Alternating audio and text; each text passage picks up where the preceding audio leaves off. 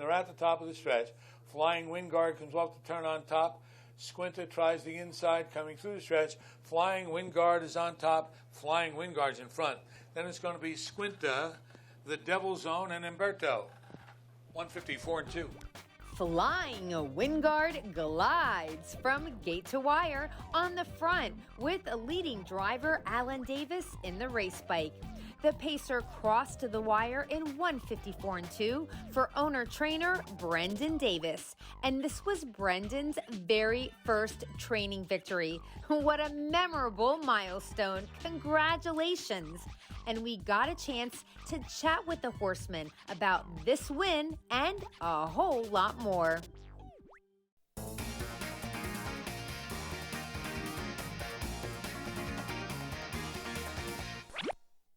Congratulations on your first training win. That's so exciting. How does it feel? Great, really good. Feels like I got something off my back, you know, got it out of the way. It was really nice though. That's right, that's right. Checked it off the list. Yep, bucket list. So, during the race, let's talk about how you felt then. The horse goes off the favorite, but did you feel pretty confident or were you still concerned? I felt really good. Horse grabbed the front pretty easy. Got a little breather at the half. Horse was first up to him. I knew the horse kept digging. Devil Zone, I knew the horse kept digging. Got to the 3/4 and I felt pretty confident with the breather at the half. It just worked out. He made it there. That's all that matters, I guess. I know that most people that are in harness racing know what your history is, but for those new fans, we want to hear about your family and how you got into racing. I got a lot of shoes to fill there, that's for sure. My grandfather, Eddie Davis, he's won a lot of races. I think a little more than 8,600 if I remember right.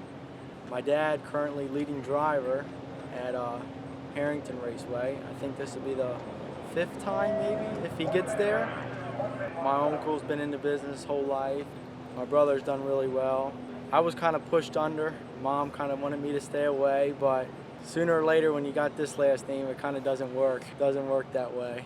So here we are. So when you say Mom sort of was like, you know what, get what we like to call a real job, quote unquote. Yeah, she said a 5 day a week, 9 to 5 is what she was kind of referring to, but hey, I like this. It's nice, you know. You gotta love it though, that's for sure. Yeah, moms are looking out for their babies, for sure. But what were you doing? Because you actually did have another job before you started working in the barn full time. Yeah, come out of high school and I got a job working with the Amish. I drove and worked with them, and it was a pretty nice paycheck, and I kind of liked it. Really liked it a lot. And then this kind of come available, and it kind of just fell right in line. That's kind of how it worked. And I just stopped. I was working with them for 4 years, and I just stopped. Be a year and a month. That's it, right around now, you know.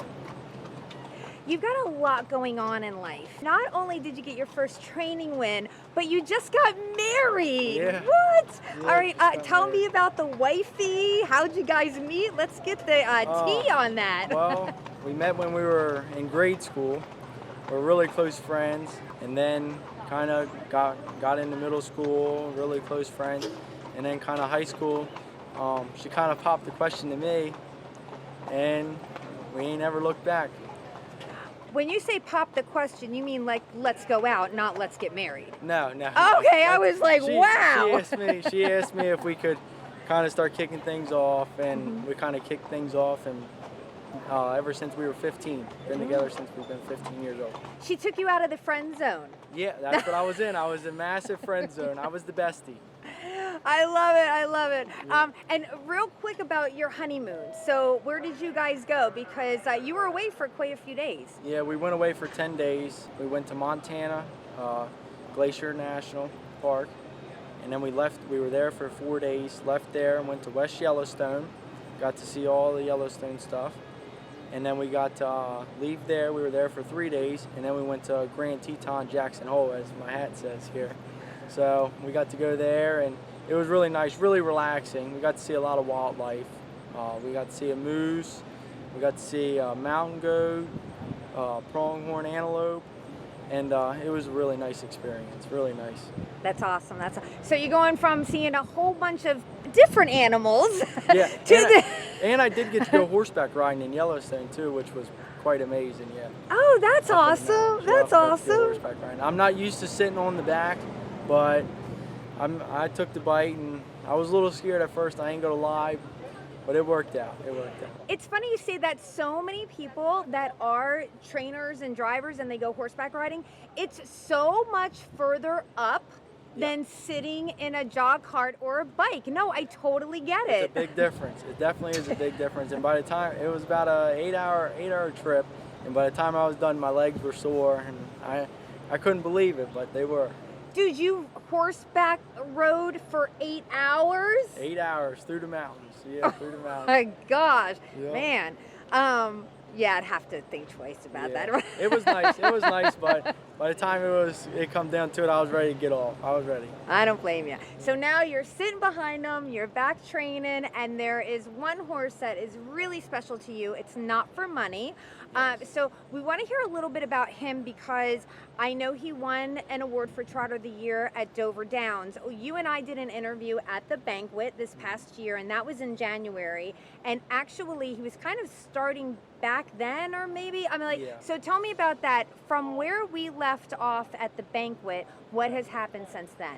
So a month after the banquet, he was racing, and he was in the higher class horses, and he actually had a turnout buddy, and he got kicked. And he got kicked in his knee, and it broke the front part of his knee. So we had to take him up to Doc, and Doc had to give him an x-ray and stuff, and he ended up having to get a couple screws put in his knee to hold it together. And now he's just now coming back from all of that, and hopefully he keeps moving his way up. He's racing against tough horses tonight, and hopefully he can get a nice piece of the pie. All right. Well, good for you. Congratulations on your win. Congratulations on your marriage. And congratulations on Not For Money coming back, because I know that really puts a big smile on your face. Yeah, it does. Definitely does. I just love to see him out there. Love to see him out there.